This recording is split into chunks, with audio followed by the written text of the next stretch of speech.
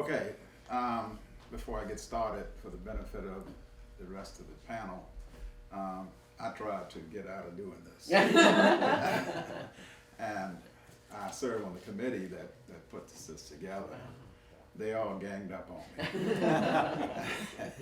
Your check is in the mail. And I do, seriously do, I thank you for the encouragement to try to do this. I've taken a slightly different approach than I anticipated, but I'll go ahead and start my talk and we'll see how it goes. The last time I spoke on this panel, I talked about my experiences as a student in the Hanover County public school system. Well, 4 months after graduating from high school, I received an invitation from President Richard Nixon, an invitation delivered to a boy, directing me to join others in doing the work of a man. I was not ready.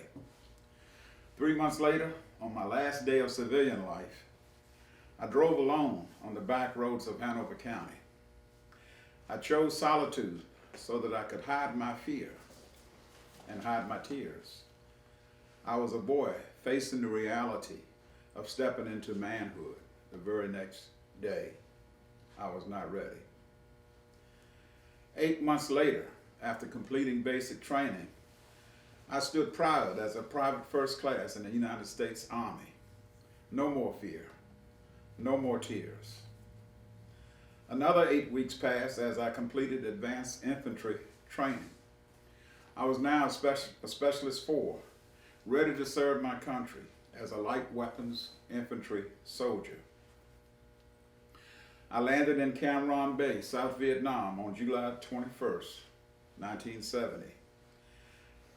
I remember the aroma of the South China Sea. I remember the 105 howitzers pounding away at enemy positions in the distance. I remember the helicopter blades cutting through the excruciating heat. And I remember the sight and the sound of young men suffering from wounds received in battle. This was day one. I spent my first 4 months as an infantry soldier. I was fortunate. I saw very little action. My unit was preparing to stand down and my commanders weren't sure what to do with me. Eventually I was transferred to a military police unit in Saigon. John Gordon was a police officer. Can you believe that? For the next 8 months, I patrolled the streets of Saigon, watching for the Viet Cong and watching for American soldiers who were emotionally exhausted and needed to burn off a little steam in a relatively safe city. Most Vietnam veterans have selected memories of that time and country. I chose to remember my brothers. I choose to remember my brothers. I remember Kenneth Kearns from Louisville, Kentucky. Kearns was a 98-pound, 4'11", and fearless. Because of this fearlessness, he lost many fights. He needed someone to protect him from himself. I needed someone to give me a sense of self-worth at a time when I had very little. We became brothers. I remember Al Murphy from Essex, Maryland. Murphy was Jewish, and Big Al became my closest friend. We had nothing in common, yet he went to bat for me. He convinced our company commander to give me a safer assignment. 2 weeks before my tour was to end, Big Al was ordered to a hostile area for the remaining 4 months of his tour. Without hesitation, I volunteered to go in his place. I had 2 weeks left. Big Al had 4 months left. Big Al was my brother. I remember Sergeant Zimmerman, a Native American from South Dakota. Soldiers often use derogatory terms for the Vietnamese, a term I once used myself. Sergeant Zimmerman, a quiet man, spoke with a roar against it. I listened and I learned. Sergeant Z was my brother. I remember Pablo, my first Latino friend. We had little in common, but Pablo loved to laugh. And we spent 8 months finding new ways to make each other laugh. Pablo was my brother. And I remember Lieutenant Yamamoto from Hawaii. He struggled as a leader. His voice wasn't strong and he often seemed unsure, but he gave everything he had. He was wise enough to lean on the experience of others. He lived and performed to his potential. Nothing more, nothing less. And even though he was my commanding officer, Yamamoto was my brother. These men shared three things. They were proud to wear the uniform. They served with pride and distinction. And for 12 months, they were my brothers. My life in the military taught me the value of true friendship, the value of trust, the importance of loyalty, and the true worth of all mankind. I came home a different person. Now, I still love the music of Otis Redding, but I also learned to love Joe Cocker. Anybody know who Joe Cocker is? Oh, yes. I still love Aretha Franklin, but I also love Janis Joplin. Oh, yeah. Oh, my God. I had always loved my family deeply, but Kerner, Murphy, Zimmerman, Pablo, and Yamamoto taught me to love everyone. 30 years of public service in the Hanover County School Board and Board of Supervisors was an expression of that love for my county and my country. Now allow me to fast forward to 2026.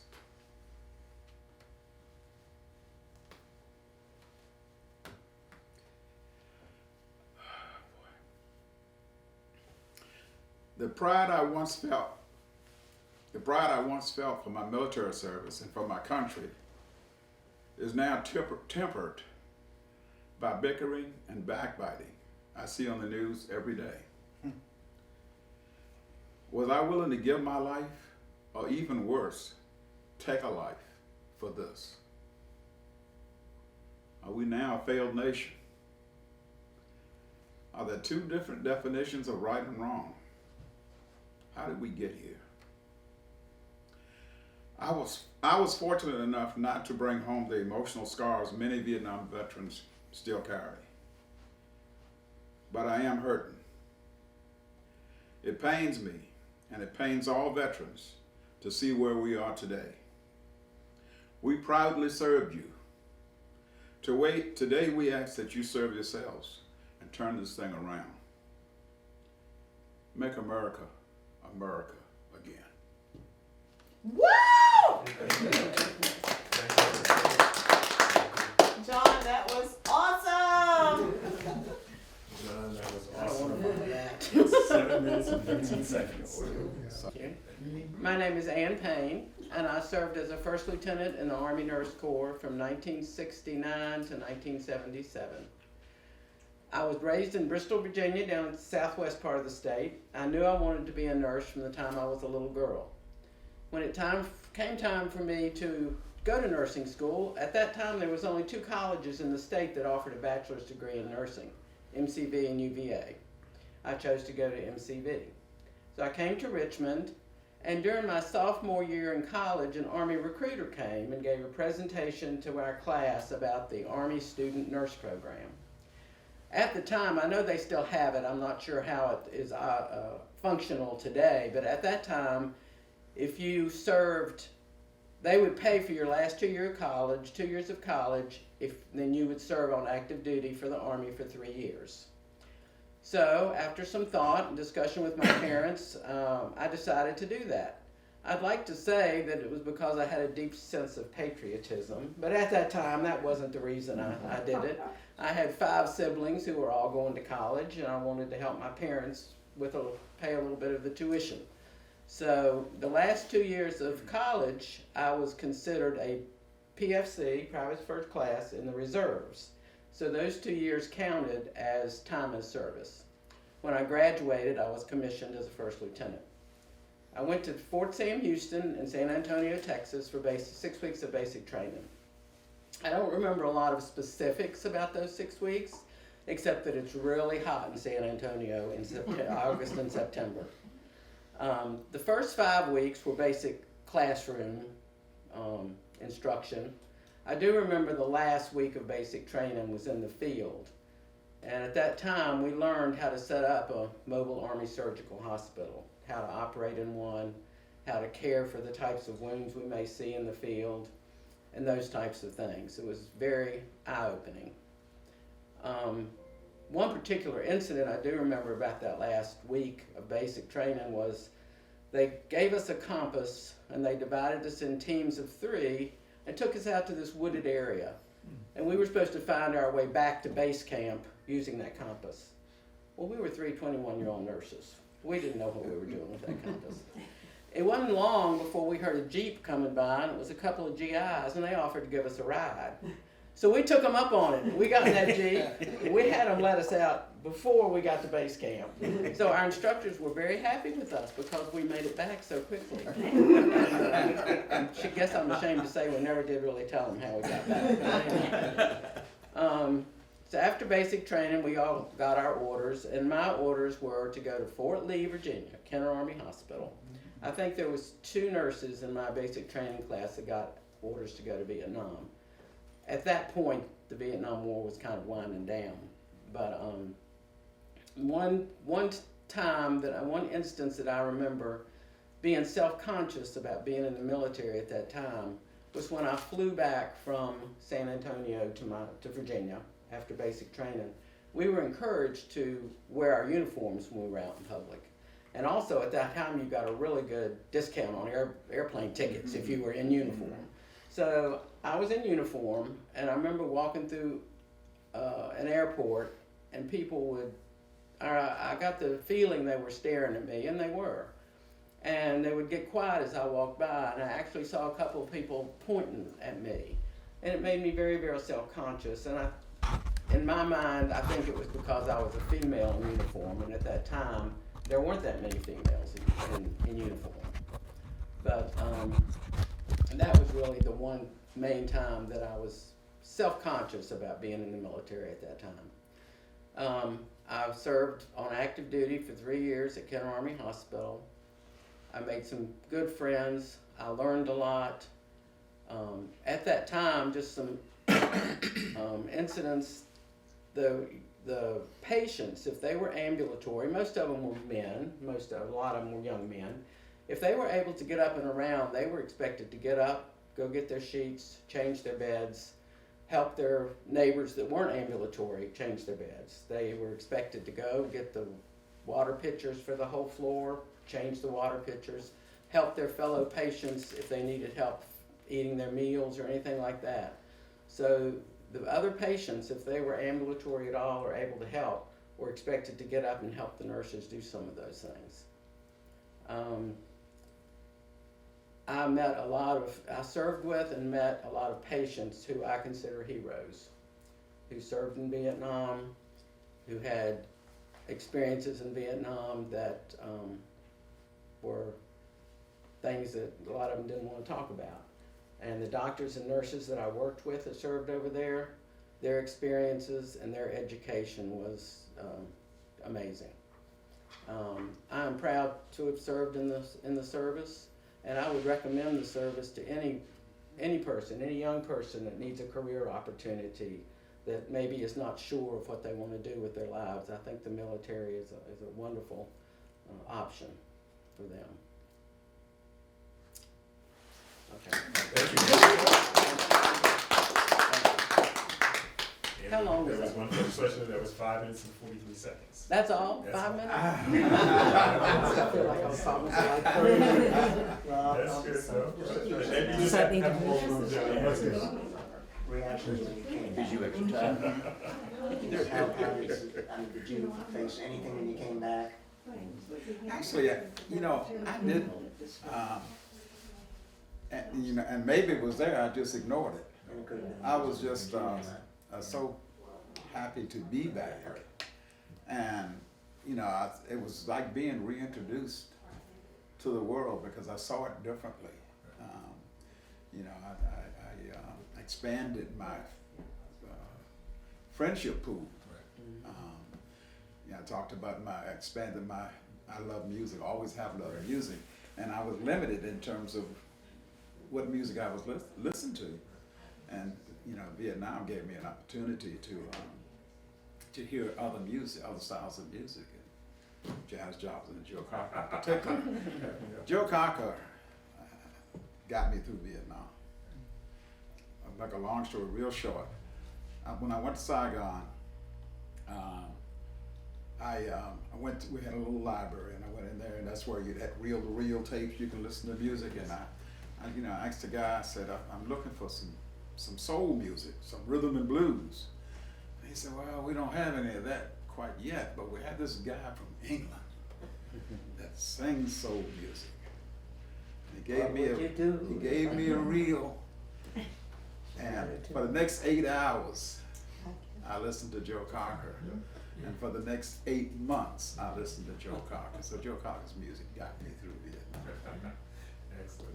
But one other thing,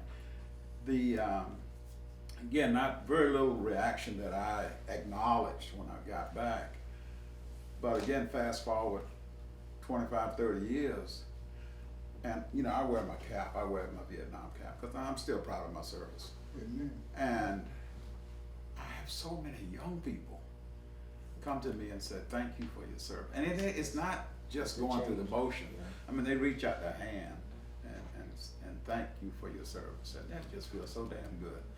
Oh, I had a little kid, a little boy about 6 years old last year. I'll never forget it. Walked up to me and tugged on my side of my pants. And I said, hi, what can I do for you? He said, thank you for your service. It just, it got me. Oh. Now, forgive me, I came in late. I don't know your two names. Aubrey Hobson. Mr. Hobson? And I'm Ron Hopkins. Ron Hopkins, okay. Thank you, Miss Ann. Yes. Mr. Aubrey, it's now your time. June 1966, John M. Gandy High School. I graduated. January the 26th of 66. 67. I went to Fort Benning, Georgia. From Fort Benning, Georgia, it was so many of us there who had been drafted, and John, they sent 300 of us to Fort Riley, to Fort Carson, Colorado, where I was there in Fort Carson, Colorado for 8 weeks basic training. Another 8 weeks of AIT training. Another week of more infantry training. In January, I need to back up my time. In January of, in November of 66. Yeah, November of 66. I landed in Vietnam. As soon as the plane landed, we started getting mortar attack. I made it through that. The next day, I was on a truck headed to Zion base camp for the 1st Infantry Division, better known as the Big Red One. As soon as I arrived there, we were mortared again. And mortars is when they have this, the Viet Cong would be bring like artillery rounds coming in for those who don't know.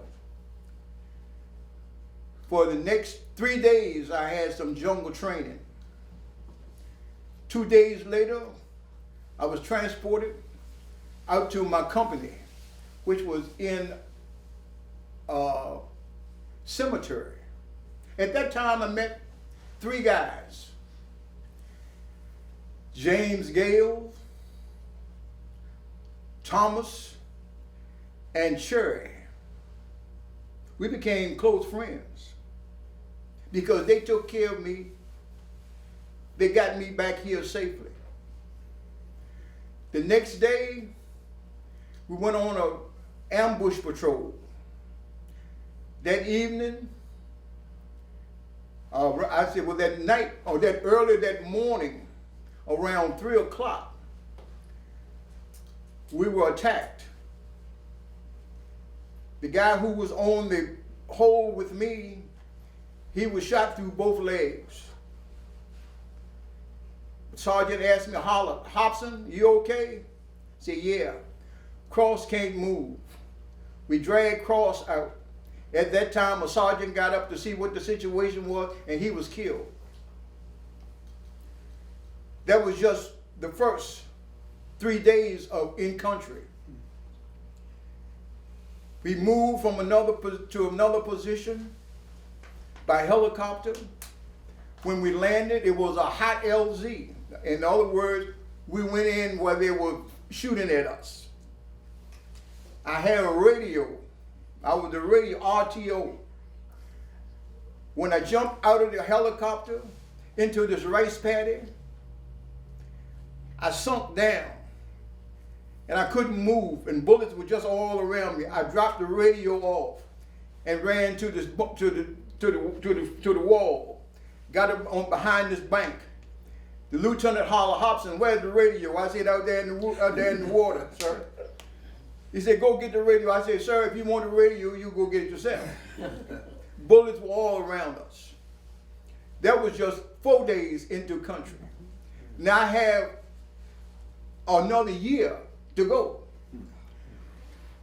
I guess about 6 weeks later, went on another patrol, and I was supposed to go on one other patrol to go ambush a river, which I was waiting for.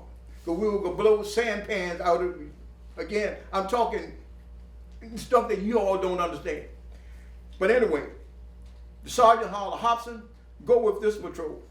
I said, First Sergeant, I'm going to go with this. I said, okay. I was the last one of 7 of us. We walked across the dike, all of a sudden, boom, boom, boom. I was injured.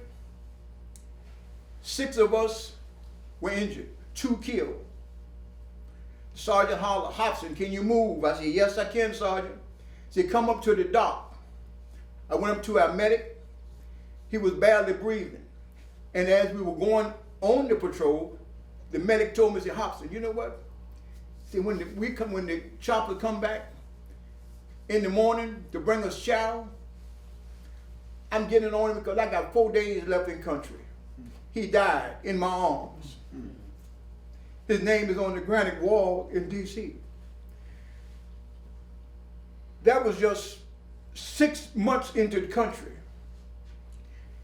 Every time I turn around, I was in situations like that. And as it was said earlier, that it's hard to talk about this because by me being here is nothing but the grace of God. Yes. Because what I've seen my buddies who, when I was wounded, I came back and they told me the guy who went over with me had just gotten killed. And I have another 8 months in this country. And it was hard, and it's hard here talking about it. But I can say again, it was nothing but the grace of God. But with these guys, the names that I called earlier, James Gale, he and I, we met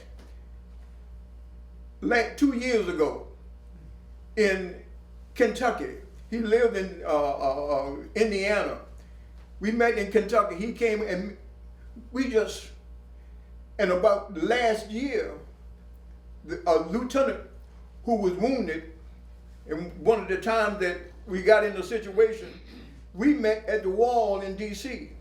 And he has a double amputee because when he got wounded, it was no more. That was it. He's been double amputee since 1966.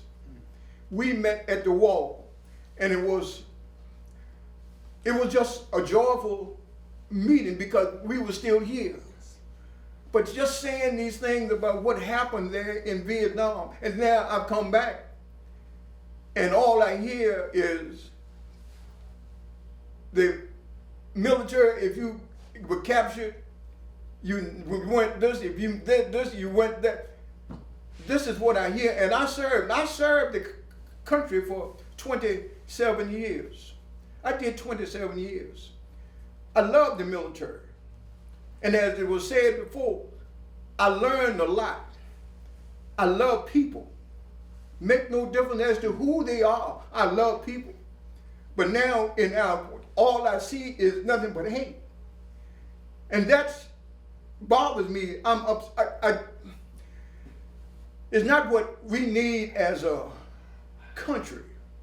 Our country needs to come together. And it has already been said, if you're not going to college, I would advise you to go into the military. Makes no difference as to which branch. Because I will talk about any branch other than the Army. If you were in the Marines, I'll talk about you. If you're in the Navy, I'll talk about you. But go to any branch of military if you're not going to college. Because we need to strengthen our military because we are not as what we say we should be, as we should be. Because of the leadership that we have. And I'm a Democrat. I would vote Republican if Colin Powell had run for president. But it's not make no difference as to who it is, it's what it is. I just ask you to please change everything and just let's get the world, the country back to country where those who served, it was not something that we wanted to do because we enjoyed it. But we need the country to come back to be the country. Thank you so very much. It'll be clean by the time we do it. It was great. It was It was wonderful. great. And Ms. Harvey, it was 9 minutes and 38 seconds. It was wonderful. And the great thing about y'all having all this extra time is you can go back and repeat something, change something without having to. You can do it online. Do editing on time. Again, And it's it good. was wonderful. Thank you. It's good to have something about when you came back, how you were welcomed or not welcomed. Well, when we came back, to be truthful, when we came back, we flew back into California and we were advised not to wear our uniforms. Say that. It's important for people to know what society was like at that point, especially dealing with people who were in the military.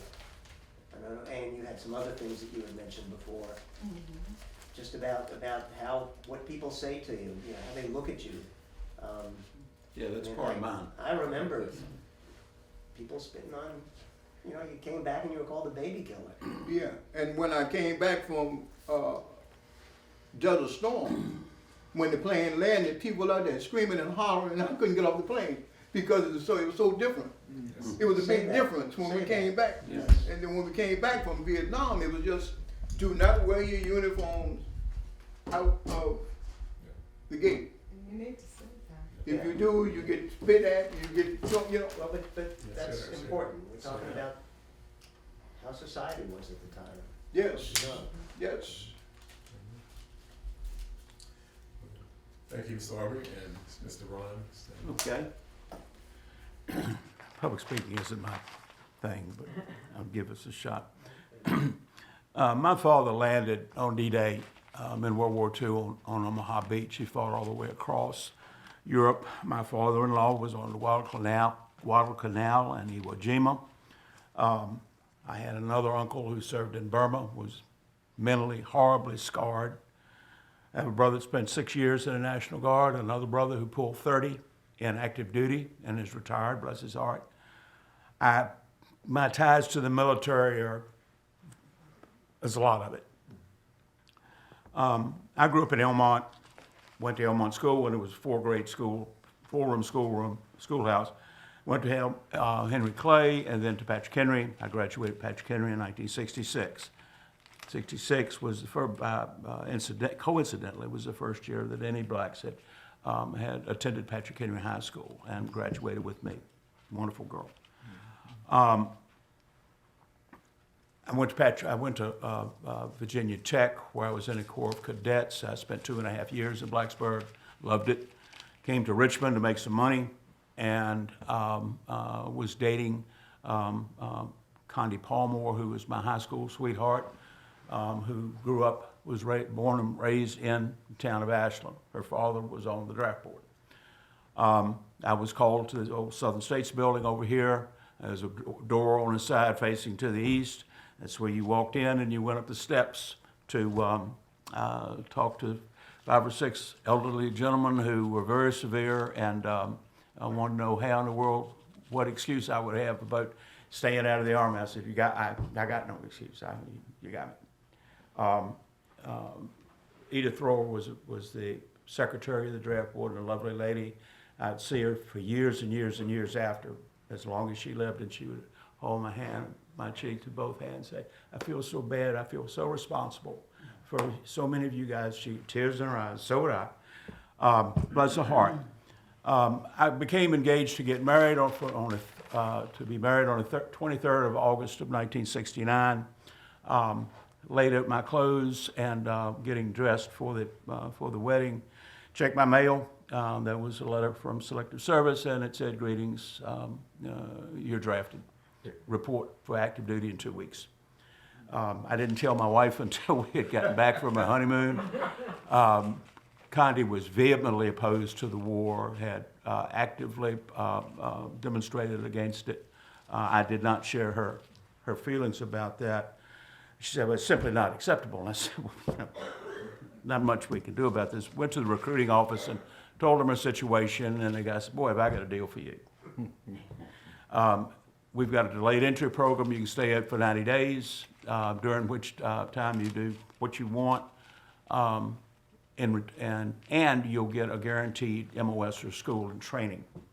In return for that, instead of the 2-year enlistment that your draft would give you, you're going to have to stay 3 years. I said, I'll take it.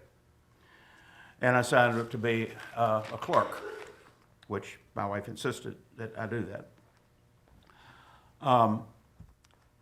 The 2nd of January of 1970, I reported to Richmond and was sent to Fort Campbell, Kentucky for basic training and froze to death. January and February out there was bad. They were World War II barracks, and it was interesting to say the least. From there, I went to Fort Polk, Louisiana, and once I heard that, there was no question. You knew if you went to Polk that you were going over. I took my training there, and that's where I messed up. My father had told me, bless his heart, Daddy served 13 years, I believe, in the Army. He said, always make good friends with the company cook, company clerk, motor sergeant. They run the place. Do not volunteer, ever.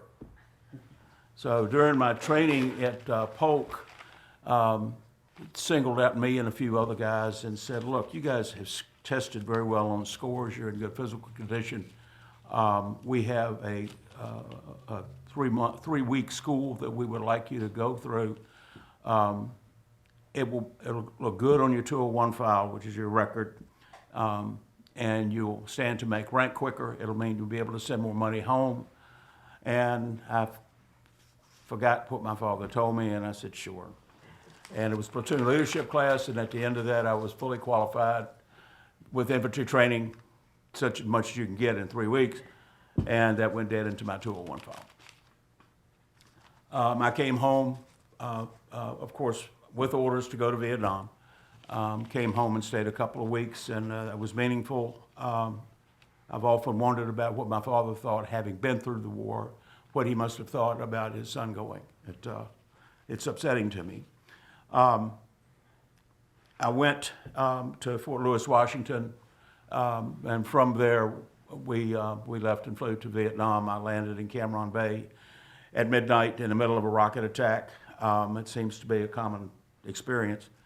And maybe that's why Cam Ranh Bay is so sorry. It was a ratty place. And from there, I was sent to, I was given my assignment. Cam Ranh Bay was a big replacement center. That's what they did. They got people sent to where they were going. And I was given orders to go to the 45th Combat Engineer Group in Phu Bai, which I'd never heard of Phu Bai. When they let you fall out, we'd go running, and there's a big sign there, a huge, tall sign. Vietnam is a long, skinny country. And I started at the Mekong Delta, because I'd never heard of Phu Bai, of course. And I looked, and there, right at the DMZ, which is the dividing line between North and South Vietnam, there it was. I went to Phu Bai. It was an experience. On a C-130, I was the only person in the cargo bay. And I stayed in Phu Bai for about 5 months. is a ratty place. I spent a lot of time on guard duty. We got mortared a lot. After every mortar attack, we'd have to have, they put together a patrol, which I continued to catch.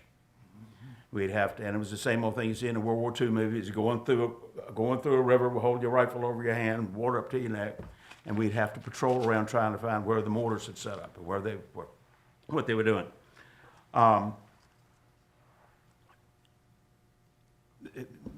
The road leading out of Fubai to go up north was called the Street Without Joy, and very well named. We were right on what was known as the Perfume River. In November of that year, because the Marines were pulling out, and the Seabees, which were the naval engineers, the company moved to Da Nang, which is about 50 to 60 miles south on the other side of the High Van Mountains. And we transitioned there. Major Thomas, who was, I was in S3, which is operations section of the unit, said, "Hopkins, I've got a deal for you." He said, our location was called Red Beach. It's just in the north side of Da Nang. And the Marines had an enlisted men's club there. And he said, "How would you like to run the EM club?" And I said, "Sir, that'd be fantastic. Of course I would." And he said, "Okay, well, you got the job." And for some reason, he liked me a lot. And I wrote home and I said, "Guys, we got this. I got it made. I got the next 6 months, I'm good. Don't worry about me anymore." And I had 3 Vietnamese girls that worked for me, and it was really quite nice. Early February, Major Thomas called me into his office and he said, "I want you to meet me tomorrow morning on the rearm pad, which is a place the helicopters go to get ammunition and other things, at 0400 hours, full combat pack." And I said, "Yes, sir." And I said, "Major Thomas, is there anything else you can tell me?" And he said, yeah, draw an extra ration of ammo." Sure enough, that next morning, I'm at the rearm pad, and there's a Huey helicopter, and it's just starting to turn. Major Thomas checked out my gear and said, "All right, let's get on." And we go north up the South China Sea. And we finally turned left-handed, and I figured I knew where we were going, and to back in the Fubai area. And I said, but when we were mic'd up, and I said, Major Thomas, do you think maybe you can tell me what's going on now?" And he said, "Yeah, I guess so." He said, "About right now, we're invading Laos." And I just froze. And because we were combat engineers, a lot of times we went in before the infantry did, because we had to do the bridges and the roads and so forth. And I said, "Sir, in 3 weeks, I'm supposed to meet my, my wife in Honolulu on R&R." And he clapped me on my leg, and he said, "Hopkins, I know that. I'm aware of that." And he said, "And you've got my word. If you're still alive, you're going to be there." I've never forgotten it. And obviously, I did. And R&R was a marvelous thing. My wife and I were just like 2 little kids. And I'd been away longer than we had been together when we were first married. And we were on Rocky Key Beach and stayed at the Royal Aloha, which was the beginning of a Y50. It always took place right in front of the Royal Aloha Hotel. It was marvelous. But something I've never forgotten, I'm drinking rum drinks with little parasols in them and in the sand and beautiful. And less than 24 hours later, I was in a foxhole with the M60 machine gun, scared to death with rockets going off. It's inhuman. Your mind can't handle that quickly. It makes me crazy now. Anyway, the rest of my, once I got back and I went right back up to Khe Sanh, I spent the rest of my tour in Dong Ha, Quan Tri, and Khe Sanh, all crappy places to use nice language. I survived, obviously, and came home in June of '71. Race has come up a couple of times, as it does and should. I I had, there was alcohol involved in a lot of things that we did. There's no question of that, and drugs too, of course. Everyone is aware of that. I had two good friends, a white guy from Tennessee and a black guy, Willie Custer from Chicago. And they got in a fight. Good friends. The cause for the fight was over who was the better singer, Dionne Warwick or Tammy Wynette. and they went at it. But there was militancy that was growing in the late 60s and early 70s, and when those of y'all that are my age certainly remember it. It was true in the service also. One thing, and I'm not making fun of it, but the DAP. Two black guys would come by and they would start the greeting, which sometimes could last for 5 minutes. How you could do it, I don't know. But it was a lot of this and fist bumps and things, and really quite something. But there was a lot of that. I came home, spent a couple of weeks, and they sent me to Germany because I had to pull 3 years total. And it probably saved my life. I brought my wife over. We lived on the economy. I was stationed in Darmstadt in a signal unit, which was a fairly good-sized city, but we lived in Gernsheim, a little teeny town. We're the only GIs in the town, and the people were so wonderful to us.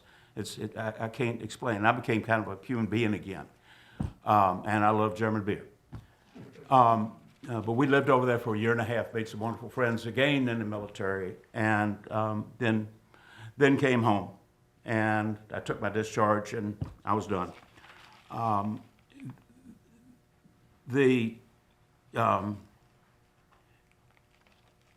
Let's see, I told you about the Trailways bus station, yeah. Patrick Henry High School was certainly not exempted from the war. I lost two very good friends, played football with them. Another friend turned out to be stationed very close to me, and we got together on the other side of the world, and I got to see him until he was horribly wounded. I saw him later with big bandages on his head, holding his Purple Heart, and he said, this is what you get. And had a lot of other acquaintances and friends from this school, badly wounded, limbs lost. Patrick Henry High School participated in this war, as I'm sure Gandhi did also, of course.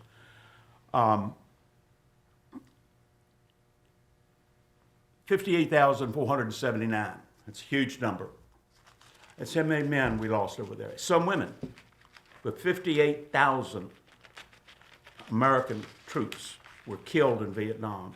Lord, I don't even know the numbers available, how many were badly wounded, maimed, lost legs, lost arms. You know, it just, the burden, the cost of this was wild. I prayed every day for my sons to be shielded from having to do this. And my prayers were answered. Now, my 21-year-old grandson, I pray for him every day. I, somewhere or another, got a good conduct medal. I got an Army Commendation, or ARCOM medal, Meritorious Unit Citation. I got the Vietnam Cross of Valor, and I received 2 Bronze Stars. I'm proud to have been able to serve. I'm thankful to be home in one piece and relatively sane. And I want to say about this, for years and years and years, nobody knew I had been overseas. Nobody knew I was in the military. It wasn't talked about. It certainly wasn't anything you brought up in conversation because it was not, it was distasteful to most people. Then came the internet and websites and Facebook and Amazon.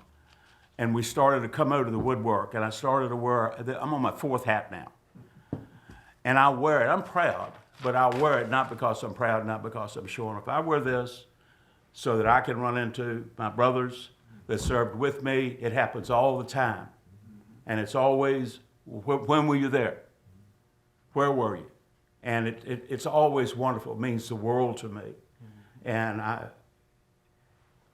if I don't have my hat on, something is a mistake. I've just gotten so old I forgot it. Thank you very much. Thank you, Rob. Thank you.